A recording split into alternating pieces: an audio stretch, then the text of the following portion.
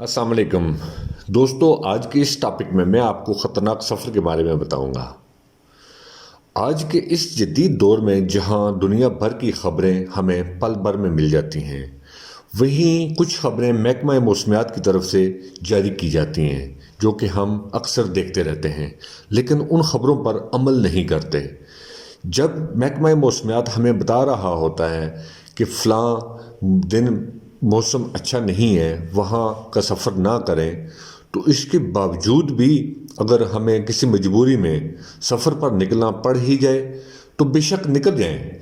लेकिन जब किसी अजनबी रास्ते पर लोग आपसे ये कहें कि इस रास्ते पर ना जाएं, ये रास्ता ठीक नहीं है, तो आपको रुक जाना चाहिए, बजाय इसके कि आप जिस तरह की देखी जाती हैं कि मैं गुजार लूँगा, मेरी गाड़ी गुजर जाएगी। लेकिन ऐसा करने और कहने वालों का इंजाम अक्सर इबरतनाक होता है। पहाड़ी इलाकों के गैर मानूस रास्तों पर तारीकी में सफ़र से मुकम्मल इज्तनाब करें। बारिश के दौरान अगली गाड़ी से कम 100 मीटर का फासला बरकरार रखें।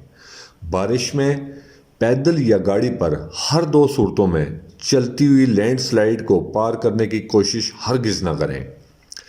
ट्रैफिक जैम होने की सूरत में एक तरफ की गाड़ियों के लिए एक ही कतार बनाएं और दूसरों को भी कतार तोड़ने से रोकें। दरियाओं और नदी नालों में सेल्फी की मौत ना मरें और तेज़ बहते पानी से मुनासिब फासले पर रहें।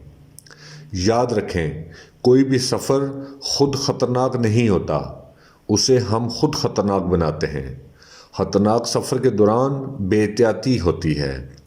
खुद दुनिया की जन्नतें देखने के लालच में अपने प्यारे पसमानदगान की बकिया ज़िंदगी को जहन्नम ना बनाएं। जी तो दोस्तों, कैसी लगी आपको हमारी ये वीडियो। उम्मीद करता हूँ कि आपको पसंद आई होगी।